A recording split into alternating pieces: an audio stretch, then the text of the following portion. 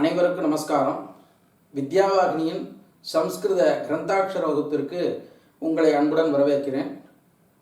So நம்ம YouTube channel மூலியமாக கிரந்தாட்சர பாடங்களை தொடர்ந்து வழங்கி கொண்டிருக்கிறோம். அந்த வரிசையிலே வர்க்காட்சரங்கள் வரையிலான பாடங்களை நாம் பார்த்தாகிவிட்டது. அதற்கு அடுத்த நிலையாக இப்பொழுது நாம் நாமசப்தங்கள், இந்த நாமசப்தங்கள் பாடத்தை நாம் பதிவு செய்ய போகிறோம்.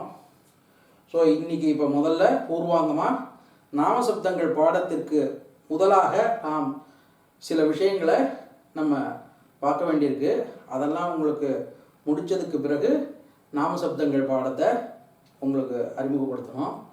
இந்த வீடியோவை பார்த்துட்டு இருக்கிறவா சப்ஸ்கிரைப் பண்ணாமல் நீங்கள் பார்த்துட்டு இருக்கீங்கன்னா ஸோ சப்ஸ்கிரைப் பண்ணுங்க, உங்களுக்கு தெரிஞ்சவாளுக்கெல்லாம் ஷேர் பண்ணுங்க. அடுத்ததாக இந்த பர்டிகுலர் வீடியோவை ஸ்கிப் பண்ணாமல் பாருங்க. ஏன்னா ஒவ்வொரு இடத்துலையும் முக்கியமான விஷயங்கள் இருக்குது, முக்கியமான பாயிண்ட்ஸ் எல்லாம் நம்ம இதில் மேற்கோள் காட்டி நம்ம சொல்ல போகிறோம். அதனால் எதையுமே விடாமல் வரிசையாக நீங்கள் இதை பாருங்க. ஸோ நம்ம இப்போ பாடத்துக்கு போகலாம். ஸோ நம்ம முதல் பாடமான ஸ்வர அக்ஷரம் பார்த்தோம். இந்த ஸ்வர அக்ஷரத்தில் அனுஸ்வாரம், அதாவது அம் அம் இது அனுஸ்வாரம்.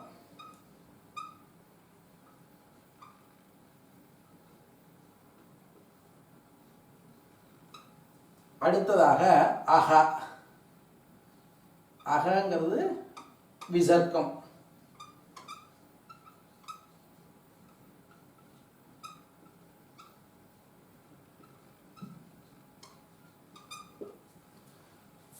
ஸோ இப்போ நம்ம நாமசப்தங்கள் பாடத்தினை பார்ப்பதற்கு முன்பாக இந்த அனுஸ்வாரம் மற்றும் விசர்க்கம், இந்த சப்தங்கள் குறித்து விரிவான ஒரு விஷயத்தை நம்ம பார்க்கணும். இந்த அனுஸ்வாரம் என்பது அம் என்ற ஒலியை கொடுக்கிறது. இந்த விசர்க்கம் என்பது அக என்னும் ஒலியை கொடுக்கிறது. இதுதான் நம்ம ஸ்வராட்சரத்தில் பார்த்த வகையில் நம்ம தெரிஞ்சிட்டது. ஆனால் ஒரு வார்த்தையோ அல்லது வாக்கியமோ அதை எழுதும் பொழுது இந்த அனுஸ்வாரம் மற்றும் விசர்க்கம் ஆகிய இந்த குறியீடுகள் எந்த இடத்தில் இடம்பெறுகின்றனவோ, அதாவது ஒரு வார்த்தையிலையோ வாக்கியத்திலேயோ எந்த இடத்தில் இடம்பெறுகின்றதோ அதற்கு தகுந்தாற்போல் அதன் சப்தம் மாறுகிறது. அது எப்படி மாறும்? இது அம்னு சொல்கிறோம், இது அகன்னு சொல்கிறோம். விசர்க்கத்தை எப்படி மாறும்? இது அனுஸ்வார சப்தத்திற்கும் விசர்க்க சப்தத்திற்கும் அம் அக என்ற இரண்டு சப்தங்கள் தானே, வேற என்ன மாறுதலாக இருக்க போகுது அப்படின்னு நீங்கள் கேட்கலாம். ஸோ அந்த சந்தேகத்தை தெளிவு பண்ணும் காணொளியாகத்தான் நாம் இதை பதிவு செய்கிறோம். ஸோ இதை விரிவாக இப்போ பார்க்கலாம்.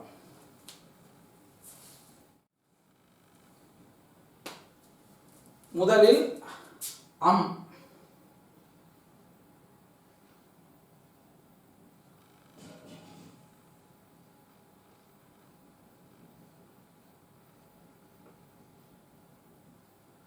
அனுஸ்வாரம்.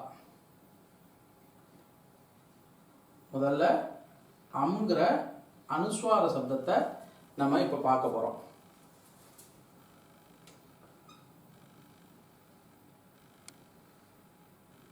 ஸோ இப்போ அம் எனும் ஒலியை குறிக்கும் பொழுது இந்த இம் என்ற ஒலியை கொடுக்கும் குறியீடு இந்த அனுஸ்வார குறியீடு. இது அனுஸ்வார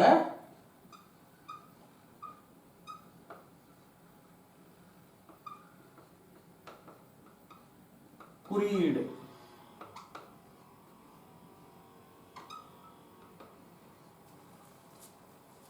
இந்த அனுஸ்வார குறியீடு இம் என்ற ஒலியை கொடுக்கிறது.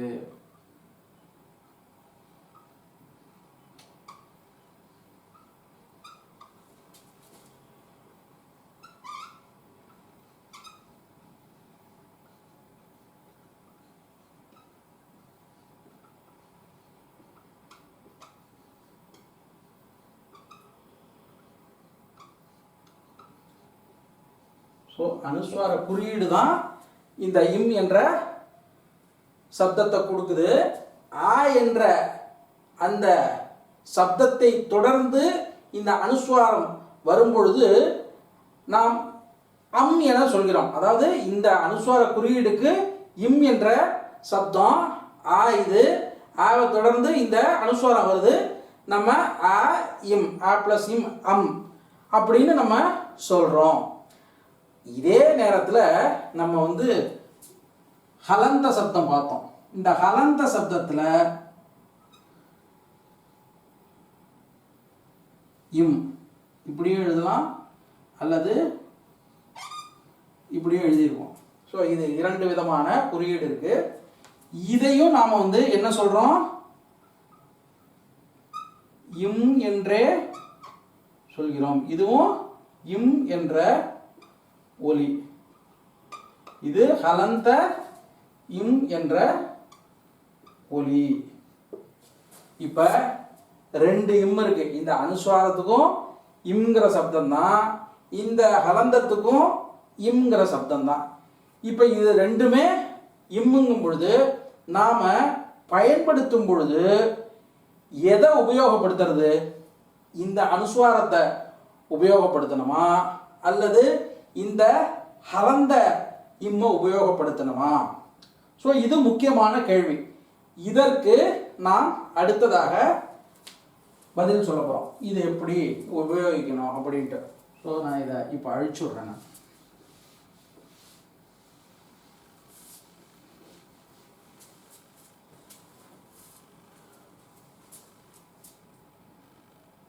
இது முதல் பாயிண்ட். அதாவது ஒரு சொல்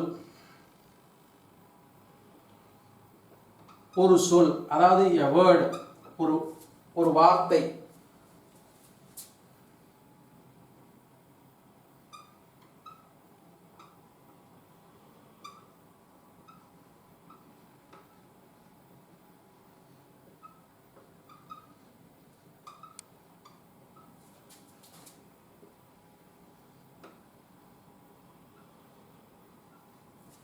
வாக்கியத்தின் இடையே இடம்பெற்று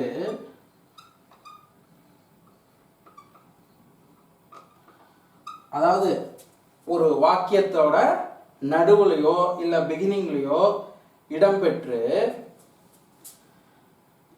அந்த சொல்லின்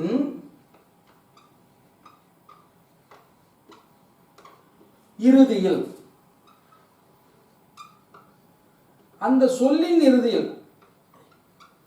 அதாவது அந்த பர்டிகுலர் வேர்டோட இறுதியில், அதாவது சென்டென்ஸோட இறுதியில் கிடையாது, அந்த வாக்கியத்தோட நிறைவுல கிடையாது, இந்த பர்டிகுலர் வேர்டோட இறுதியில்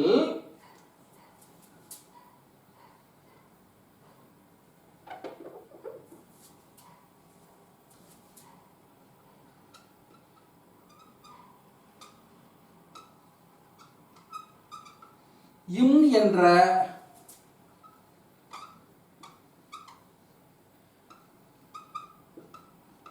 ஒலி வருமாயின், அந்த இம் என்ற சப்தம் வந்தால் அதனை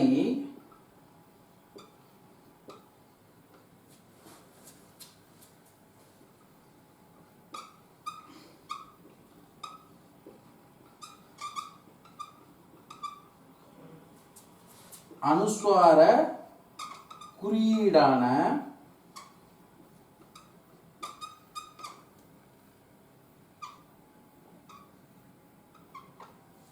இந்த அனுஸ்வார குறியீடான இந்த சிறிய வட்டம் இருக்கு இல்லையா, அதை கொண்டு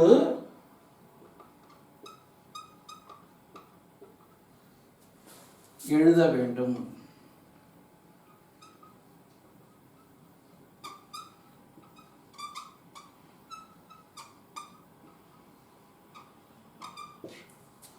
ஸோ இந்த பேராகிராஃபை நான் மறுபடி படிக்கிறேன். ஒரு சொல் வாக்கியத்தின் இடையே இடம்பெற்று அந்த சொல்லின் இறுதியில் இம் என்ற என்ற ஒலி வருமாயின் அதனை அனுஸ்வார குறியீடான இந்த சிறிய வட்டம் இருக்கு இல்லையா, அதை கொண்டு எழுத வேண்டும். ஸோ இதை நீங்கள் எப்படி புரிஞ்சுக்கணும்னா, இப்போ ஒரு மிகப்பெரிய ஒரு வாக்கியம் இருக்கு. இந்த வாக்கியத்தில் நிறைய சொற்கள் இருக்கின்றன. இந்த சொற்கள் இருக்கு இல்லையா, இதோட கடைசி சொல்ல விட்டுருங்க. கடைசி சொல்ல, ஒரு வாக்கியத்தோட கடைசி சொல். ஃபார் எக்ஸாம்பிள், இப்போ நீங்கள் வேண்டும்ங்கிறது இதில் கடைசி சொல் இல்லையா, இதில் நிறைய வார்த்தை இருக்கு. அப்படி இருக்கும் பட்சத்தில் இடையிடையே வரக்கூடிய அந்த சொற்கள் இருக்கு இல்லையா, அந்த சொற்களில் அந்த சொல்லோட முடிவு. இப்போ ஃபார் எக்ஸாம்பிள், இப்போ சொல்லுன்னு இருக்கு, வாக்கியத்தின்னு இருக்கு. இப்போ இந்த பர்டிகுலர் சொல்ல எடுத்துட்டாக்க, இந்த வார்த்தையை எடுத்துட்டாக்க, இது அனுஸ்வாரத்தில் முடியுது. அதாவது அதன் அந்த சொல்லோட நிறைவு அனுஸ்வாரத்தில் முடியுது. அதாவது இம்ல முடியுதுன்னா அதை அனுஸ்வார குறியீடு கொண்டு நாம் எழுத வேண்டும். புரியுதா? அதே மாதிரி இரண்டாவது பாயிண்ட்,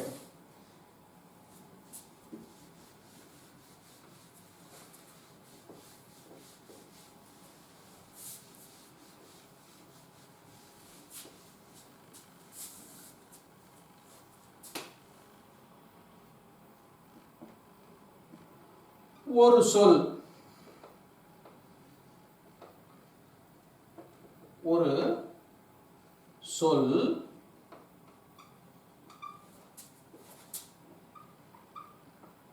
வாக்கியத்தின்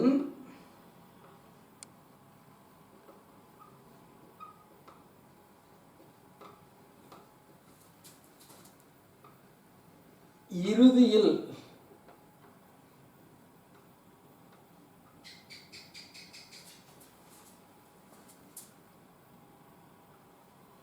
இடம்பெற்று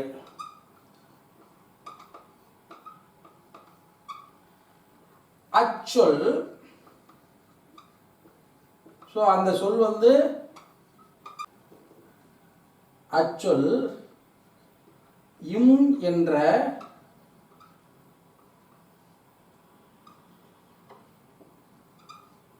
ஒலியுடன் முடிந்தால்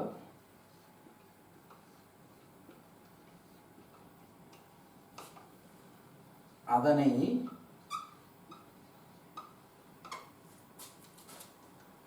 ஹலந்த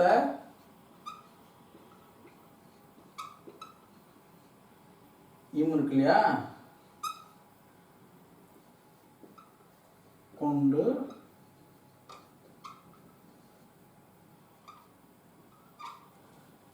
எழுத வேண்டும்.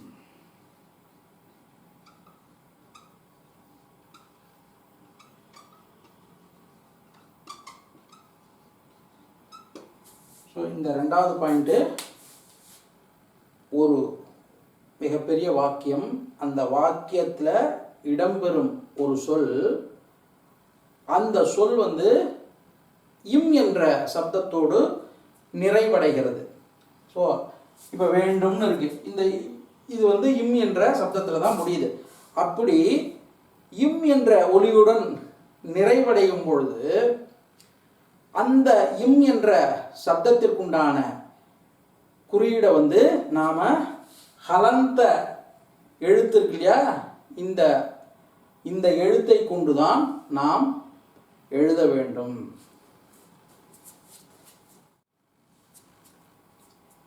ஸோ இதை ஒரு எக்ஸாம்பிள் எழுதி அதை உங்களுக்கு இப்போ எக்ஸ்பிளைன் பண்ணுறேன்.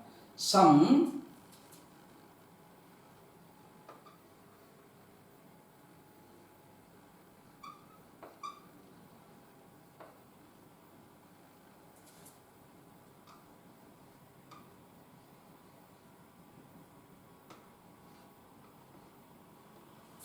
प्रजाभ्यो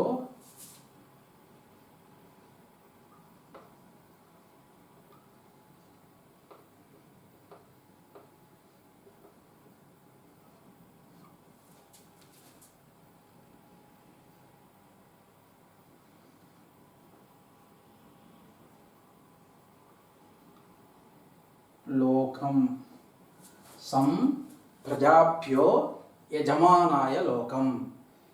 இப்போ இந்த வாக்கியத்தில் இம் என்ற சப்தம் 2 இடத்தில் வருகிறது. இது ஒரு இம். லோகம் இங்கே ஒரு இம் இருக்கு. இப்போ 2 இம் இருக்கு. இப்போ சம், இந்த சம் என்கிற இந்த வார்த்தை வந்து இந்த வாக்கியத்தின் இடையே வருது. அதாவது இந்த இந்த இம் வந்து நடுவில், இது ஃபர்ஸ்ட் வேர்டு தான் இருந்தாலும் இந்த கம்ப்ளீட் ஆகிறதுக்கு முன்னாடியே இந்த இம் வந்துடுது. அதனால இந்த இம்மை வந்து நாம் அனுஸ்வார குறியீடு கொண்டு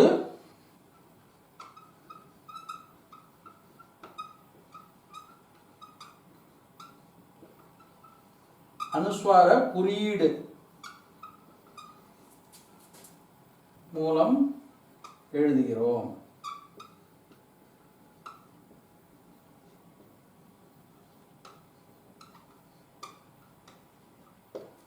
அடுத்ததாக லோகம், இந்த லோகம்ங்கிற வார்த்தை இருக்கு. இந்த லோகம்ங்கிற வார்த்தை இந்த பர்டிகுலர் சென்டென்ஸோட இறுதியில் வருது. அதுல இம்ங்கிற அந்த சப்தத்தோட நிறைவடைகிறது.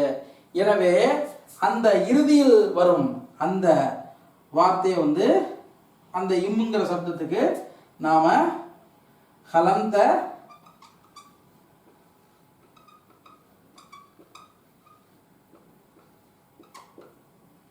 இம் கொண்டு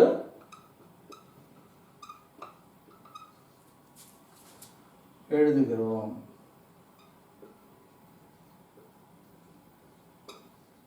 ஸோ இந்த 2 பாயிண்டையுமே இந்த ஒரே வாக்கியத்தை வச்சு உங்களுக்கு எக்ஸ்பிளைன் பண்ணிட்டேன்.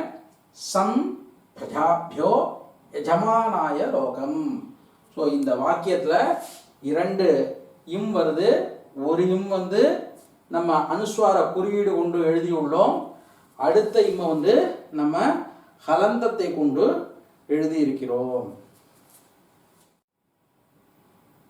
ஸோ நம்ம வந்து ஒரு வாக்கியத்தில் வரும் இம் என்ற ஒலியை நம்ம எப்படி உச்சரிக்கணும், எப்படி எழுதணும் அப்படின்னு நம்ம பார்த்தோம். அதாவது ஒரு சென்டென்ஸ் இருக்கு, அந்த சென்டென்ஸோட இறுதியில் வர வார்த்தையில் வரக்கூடிய அந்த கடைசி இம்மை வந்து எப்படி எழுதணும், ஒரு சென்டென்ஸில் வர்ற அந்த வேர்டு, அதாவது நடுவில் வர்ற அந்த வேர்டில் வரக்கூடிய இம்மு, அதாவது அந்த வார்த்தையாக இருந்தாலும் அந்த வார்த்தையோட கடைசியில் தான் அந்த இம் வருது.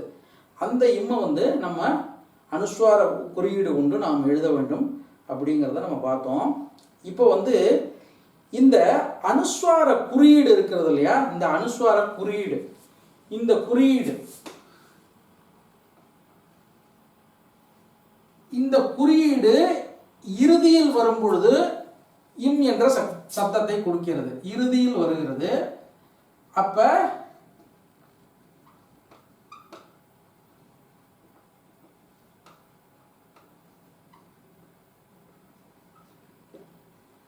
இம் என்று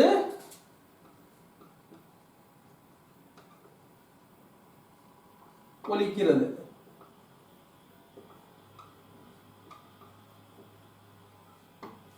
சரி, இப்போ இந்த அனுஸ்வாரம் ஒரு வார்த்தையில நடுவில் வருமா, ஒரு வார்த்தையோட நடுவில் இந்த அனுஸ்வாரம் வருமா, இறுதியில தான் வருமா, இல்லை வார்த்தைக்கு நடுவிலையும் வருமா அப்படின்னாக்க ஒரு வார்த்தையின் நடுவிலும் அனுஸ்வாரம் வருகிறது, வரும்.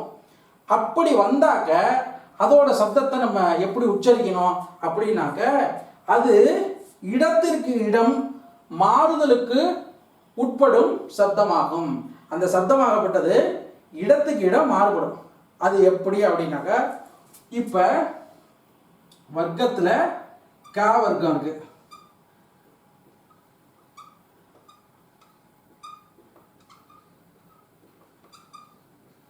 இந்த க வர்க்கத்துல 4 வேரியன்ட் இருக்கு. என்னென்ன? எங்க அக்ஷரத்துல க க க க. ஸோ இந்த 4 வேரியண்ட் இருக்கு. இந்த 4 வேரியண்ட்ல கடைசியில ஒரு நாசிக ஒலி வரும் இல்லையா? என்னது? ங. இந்த க க க க ங வருது. இந்த ஞ வந்து மெய்யெழுத்தா இருந்தா என்ன வரும்? ஹலந்த குறியீடு போட்டானா என்ன வரும்? இங்குன்னு சொல்லுவோம். இங்குன்னு சொல்லுவோம் இல்லையா?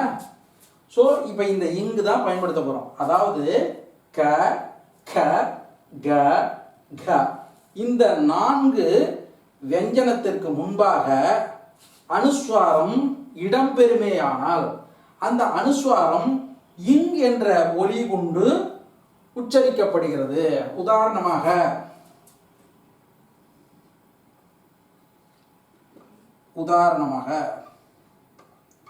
இப்ப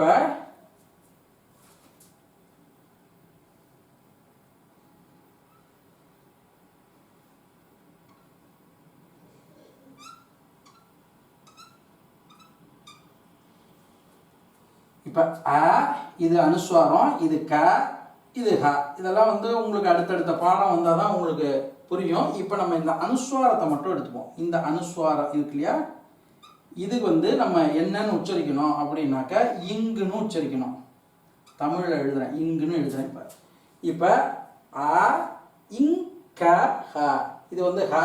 இது வந்து இதை பற்றி அடுத்து நம்ம பார்ப்போம். இப்போதைக்கு நான் சொல்கிறத வச்சு நீங்கள் புரிஞ்சுக்கோ.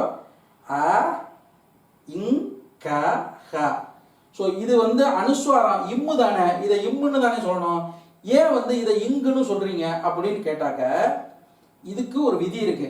இந்த வியஞ்சனக்ஷரம் இந்த க இருந்தாலும் சரி, க இந்த 4 வேரியன்ட் இருக்கு இல்லையா? இதுல எது வந்தாலும் சரி, அதற்கு முன்பாக அனுஸ்வாரம் வருமே ஆனால் இந்த 4 வேரியண்ட்டுக்குள்ள எது வேணாலும் வரலாம். உதாரணத்துக்கு கங்கா அப்படின்னு சொல்லும்பொழுது இந்த 3வது க வருது, அதுக்கு முன்னாடி அனுஸ்வாரம் வருது, அப்பையும் வந்து நம்ம இங்கு தான் சொல்றோம். கங்கா அப்படிங்கிற வார்த்தையிலையும் நம்ம இங்கு தான் சொல்றோம்.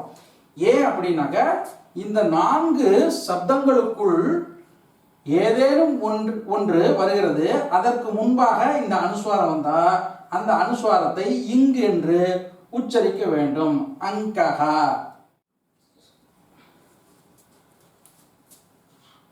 அடுத்ததாக ச வர்க்கம்.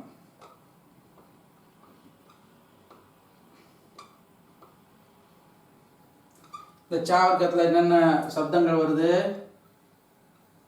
ச ச ஜ ஜ. ஸோ இதோட நாசிக ஒலி என்ன? ஞ. ஸோ ச ச ஜ ஜ ஞ. இந்த ஞாவை வந்து ஹலந்த குறியீடோட போட்டால் என்ன வரும்? இங்கு. தமிழில் எழுதுறேன், இங்கு. இப்போ இந்த ச ச ஜ ஜ இந்த 4 சப்தங்களுக்குள், இந்த 4 எழுத்துக்குள்ள ஏதேனும் ஒன்று அதற்கு முன்பாக இந்த அனுஸ்வாரம் வந்ததுனால் அந்த அனுஸ்வாரத்தை நம்ம இஞ்சுன்னு உச்சரிக்கணும். உதாரணம்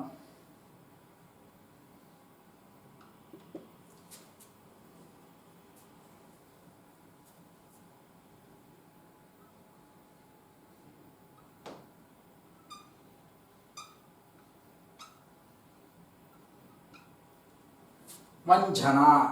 வஞ்சனா. இப்போ இது வந்து அனுஸ்வாரம். இந்த அனுஸ்வாரத்தை நம்ம இஞ்சுன்னு உச்சரிக்கணும். தமிழில் தான் எழுதியிருக்கேன், இஞ்சுன்னு. ஸோ ஏன்னா இங்கே ச வருது. இந்த ச என்ற சப்தத்திற்கு முன்னால் இந்த அனுஸ்வாரம் வர்றதுனால இதை வந்து இந்த இஞ்சு என்ற நாசிக ஒலியுடன் நாம் உச்சரிக்க வேண்டும். உதாரணம் வஞ்சனா.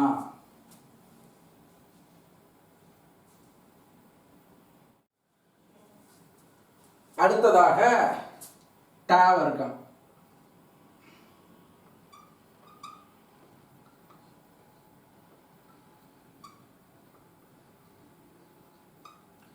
ட வர்க்கத்தில் ட ட ட ட. ஸோ இதற்கு அடுத்ததாக நா வருது, நாசிகோலி நா வருது. இந்த நாவை வந்து கலந்தமாக நம்ம உச்சரிச்சோம்னா இன்னு அப்படின்னு சொல்கிறோம், இன்னு உச்சரிக்கிறோம். இப்போ இந்த 4 சப்தங்களில் ஏதேனும் ஒன்று அதற்கு முன்பாக அனுஸ்வாரம் இடம்பெறுமையானால் அப்பொழுது நாம் அந்த அனுஸ்வாரத்தை இன் என்று உச்சரிக்க வேண்டும். உதாரணம்,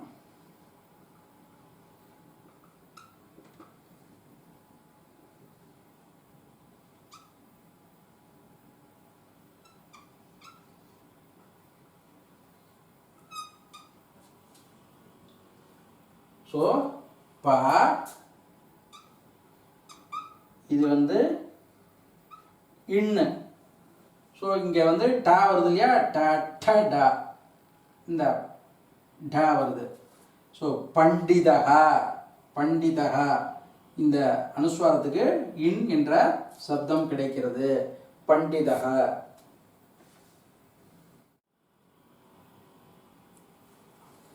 அடுத்ததாக த வர்க்கம்.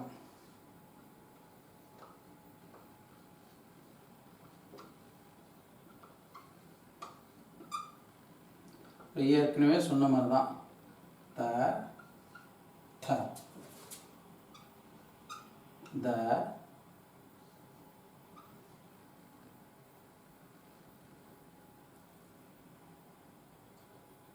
ந த த த த ந. ஸோ நாக்கு கலந்தம் வந்து இன். ஸோ இப்போ இந்த த த த த இந்த 4 வியஞ்சன அக்ஷரம் இருக்கு இல்லையா, அதற்கு முன்பாக அனுஸ்வாரம் வந்தால் அப்பொழுது அந்த அனுஸ்வாரத்தை இந்துன்னு உச்சரிக்கணும். உதாரணம் உதாரணம்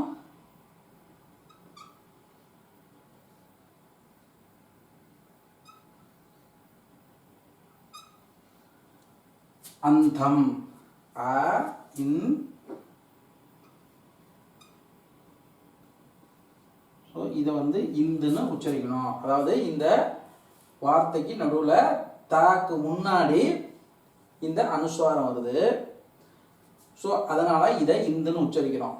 இப்போ உங்களுக்கு இன்னொரு சந்தேகம் வரும், இது வந்து நம்ம கலந்த இம்மு போட்டிருக்கோமே, நீங்கள் ஒரு வாக்கியத்தின் நிறைவில் தானே அந்த இம்முன்னு போடணும் அப்படின்னு நீங்கள் சொல்லலாம், நீங்கள் கேட்கலாம். நல்ல கொஸ்டின் இது. இப்போ இதை நாம் ஒரு முற்றுப்பெறும் வார்த்தையாகத்தான் நம்ம இங்கே எழுதியிருக்கோம். இது வந்து ஒரு மிகப்பெரிய வாக்கியத்தோட இடையிலையோ ஆரம்பத்திலையோ வரல. இது ஒரு தனிப்பட்ட ஒரு வார்த்தை, வாக்கியத்துக்கூட நடுவில் வரல. இது இந்த தனிப்பட்ட வார்த்தையானது முற்று பெற்றுள்ளது, இந்த இடத்துல முற்று பெற்றுள்ளது. அதனால இங்க 2 இம் வருது, 2 இம் வருது. இந்த பர்டிகுலர் வேர்டுக்கு இடையில இது வருது, அதுவும் தாக்கு முன்னாடி வர்றதுனால இது இந்துன்னு சொல்லிட்டோம். இப்ப இந்த முற்றுப்பெறும் வார்த்தையில் இறுதியில் இம் வருது. அந்த இம்மை வந்து நம்ம ஏற்கனவே பார்த்த ரூல் இருக்கு இல்லையா, அந்த ரூல் படி இதை நாம் கலந்தமாகத்தான் எழுத வேண்டும்.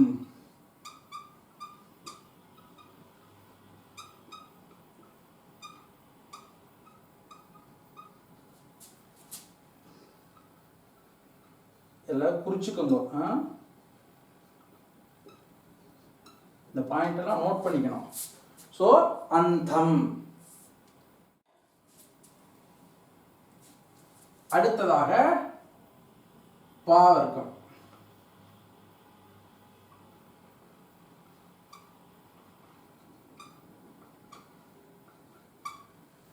இந்த பா வர்க்கத்தில் என்னென்ன எழுத்துக்கள் இருக்கு? ப, ப,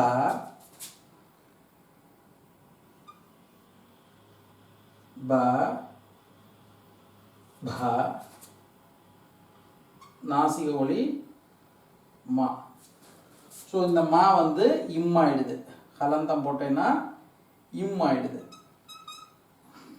இம் ஆயிடுது. சரியா? இப்போ நம்ம இந்த பர்டிகுலர் 4 வெஞ்சனம் இருக்கு இல்லையா, இந்த வெஞ்சனத்துக்கு முன்னாடி ஒரு வார்த்தையில் இம் வந்தால் அந்த இம்மை எப்படி உச்சரிக்கணும் அப்படின்னாக்க, ப்ராப்பராக நம்ம அனுஸ்வாரத்துக்கு என்ன சப்தம் கொடுப்போமோ அந்த இம் என்ற சப்தத்தை கொண்டுதான் நாம் உச்சரிக்க வேண்டும்.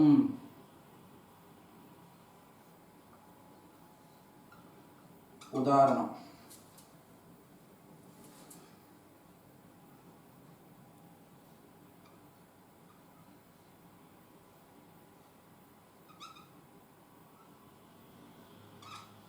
அம்புலி. ஸோ இது வந்து இடையே வருது, இந்த 3வது பூ வருது. ஸோ அதனால் இந்த அனுஸ்வாரத்தை நாம் இம் என்று தான் உச்சரிக்க வேண்டும். ஸோ க, ச, ட, த ஆகிய 4 வர்க்கத்தில் சப்தங்கள் அந்தந்த நாசிக ஒலி. ஸோ அந்தந்த வர்க்கத்தில் இருக்கிற நாசிக ஒலி என்ன வருது? க, க, க, க, ங இங்கு, ச, ச, ஜ, ஜ, ஞ இங்கு, ட, ட, ட, ட, ந இன்னு, த, த, த, த, ந இன்னு. ஸோ அதற்கு அடுத்தது பா வர்க்கத்தில் ப, ப, ப, ப, ம. ஸோ அது இம்மு தான். அதனால் இந்த இடையே வரும் இந்த அனுஸ்வாரத்தை இம் என்றே உச்சரிக்க வேண்டும். அம்புலி.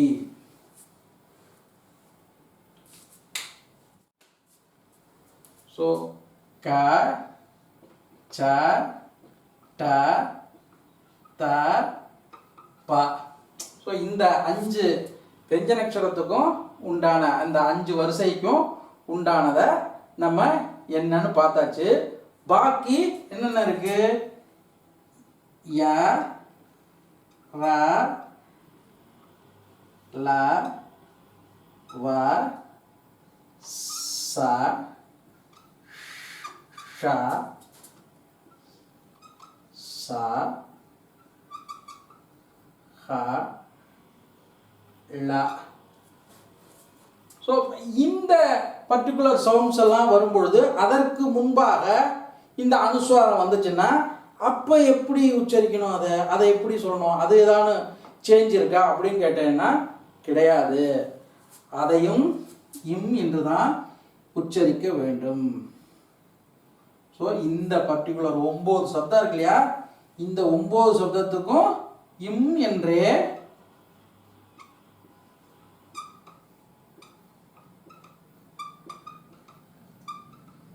உச்சரிக்க வேண்டும்.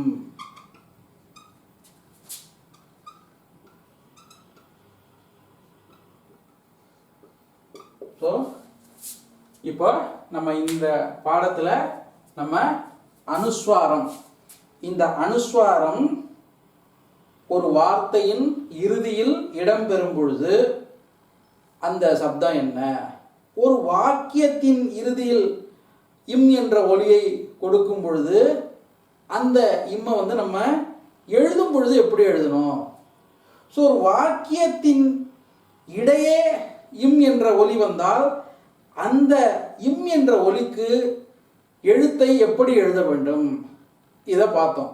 அடுத்ததாக க, ச, ட, த, ப ஆகிய வர்க்கத்தின் இடையே, ஸோ அந்த சப்தங்கள்லாம் வரும்பொழுது இடையே வரக்கூடிய அந்த அனுஸ்வார சப்தம் இந்த பர்டிகுலர் சப்தங்களுக்கு முன்பாக வந்தால் அது அந்த இம் என்ற சப்தம், அதாவது அந்த அனுஸ்வார சப்தம் இம் என்று ஒலிக்கப்படாமல் எப்படி உச்சரிக்கணும் அதை அப்படிங்கிறத பார்த்தோம். அது தவிர இந்த ய, ர, ல, வ, ச, ஷ, ச, ஹ, ல. ஸோ இந்த 9 சப்தத்திற்கு முன்பாக அந்த அனுஸ்வாரம் வந்தேன்னா அதை எப்படி உச்சரிக்கணும். ஆக அனுஸ்வாரம் என்பது எவ்விடத்தில் இடம்பெறுகிறதோ அதை அவ்விடத்தில் எப்படி உச்சரிக்க வேண்டும். எவ்விடத்தில் எப்படி எழுத வேண்டும் ஆகிய விஷயங்களை விரிவாக நாம் பார்த்து விட்டோம். இதில் ஏதாவது சந்தேகம் இருந்ததுன்னா எனக்கு வாட்ஸ்அப்பில் நீங்கள் அனுப்புங்க, நான் அதுக்கு உங்களுக்கு ஆன்சர் அனுப்புகிறேன். இதே மாதிரி நம்ம விசர்க்க சப்தம், இந்த விசர்க்க சப்தமும் இடத்திற்கு இடம் அந்த சப்தம் ஒலி மாறுபடும். ஸோ அதை விரிவாக நம்ம யஜுர்வேதத்தில் இருக்கிற வேத வாக்கியங்களை கொண்டு நாம் அதை உங்களுக்கு உதாரணம் சொல்ல போகிறோம். ஸோ அது அடுத்த வீடியோவில் அதை நீங்கள் அதை பார்க்கலாம். இந்த அனுஸ்வாரம் மற்றும் விசர்க்கம் ஆகிய சப்தங்களை நாம் நன்கு புரிந்து கொண்ட பின் நாம் நாம சப்தங்கள் என்ற பாடத்தை நாம் பார்க்கலாம். ஸோ இந்த காணொளியில் இந்த அனுஸ்வார பாடம் நிறைவடைகிறது. அடுத்த பாடத்தில் நாம் விசர்க்க சப்தங்கள் குறித்து நாம் பார்க்கலாம். தன்யவாதக. புனர்மிலாமக.